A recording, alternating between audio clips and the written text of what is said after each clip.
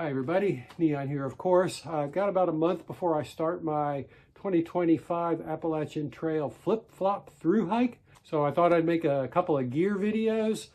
This video is about all of the items that I plan to take to protect me from the elements. That's basically stuff that will keep me dry or warm or not get arrested for public nudity. So I've got a lot of it behind me here. I'm going to stuff it in this bag as we go along, and at the end I'm going to weigh it, and we'll see exactly how much it costs me from a weight penalty perspective to protect myself from the elements and contribute to staying alive on the Appalachian Trail. So this is everything, including my worn stuff. So I've got a pair of Ultra Lone Peak trail runners that I'm going to put on my feet. So the whole point of the Appalachian Trail is to get my feet from one end to the other. Hiking clothes, 2 pairs of Darn Tough socks. One obviously I'll be wearing and the other will be a spare. I have 2 pair of ex officio boxers. I will be wearing this shirt every day that I hike. This is a Columbia fishing shirt. Nice and bright neon color. And the pants that I'm going to be starting off with at least are a pair of Columbia pants that are convertible, which means that the legs have a zipper on them. So there'll be long pants at the beginning, and I can convert them into short pants when it gets a little bit warmer. At the beginning, I'm going to be protecting the top of my head with a Tilly hat that I've had for a number of years. Yeah, so that's it for pretty much for the hiking clothes. Unless it rains, of course. I do have a raincoat. This is orange, as you would expect, and it is an Outdoor Research helium jacket. Pretty durable, had it for a while. And brand new are a pair of, what are these, Montbell 3-ounce rain pants. So those are super ultralight, super thin, and I hope those will survive. I shouldn't have to wear those too often. I also have a pair of REI rain mitts that are really helpful when it's raining and it's a little bit chilly. I put those on. Usually when I'm wearing the rain mitts, it's because it's cold, and I do have a pair of lightweight gloves to keep my hands warm. Let's see, also in the warmth department, I have a fleece, and my fleece jacket is a North Face Future Fleece. Spent a little bit of money on this puppy. It's really interesting fabric. You can see it's sort of see-through. Hello. But I hope it'll keep me warm. I've worn it a couple times in the winter. I haven't gone hiking with it yet. It's got this meshy fleecy thing on the inside and more of a smooth wind protector on the outside. The hood doesn't weigh very much. Doesn't have any hand pockets, but it does have a breast pocket, so I can stick my phone or something in there if I need to. And also in the area of head protection, I have a buff that I will wear, you know, in the morning when it's a little bit cold. I can either wear it with a 1 layer, or I can flip it around and wear it with 2 layers.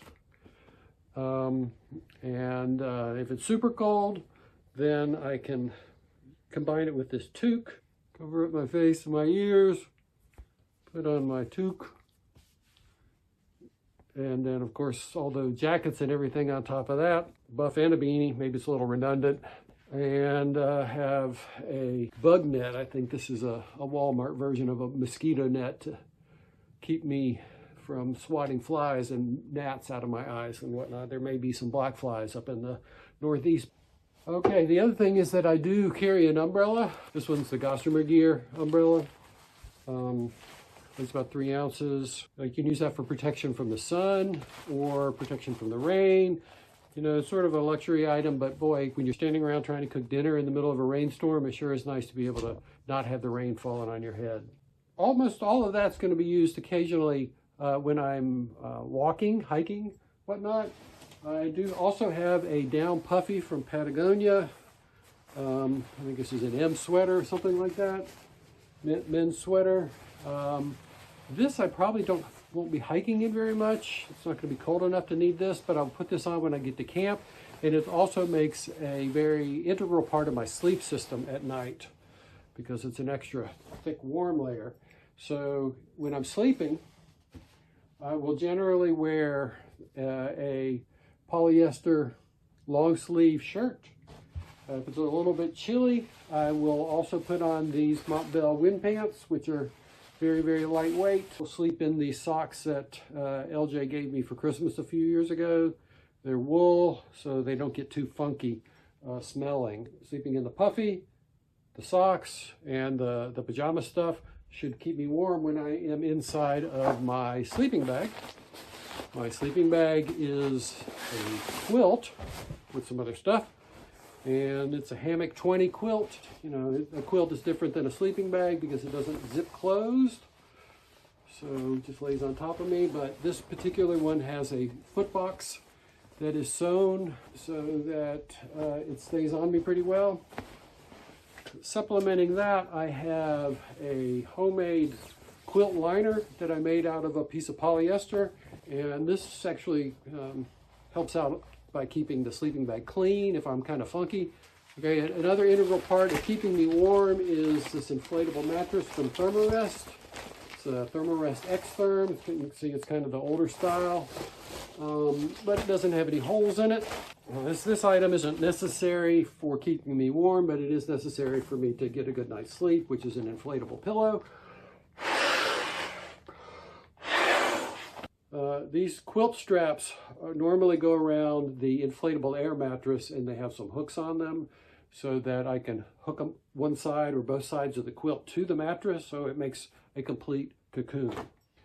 All of that at night goes into my tarp tent Aeon Li, which is a DCF ultralight tent that I found in the blemish bin at Tarp Tent, which was great.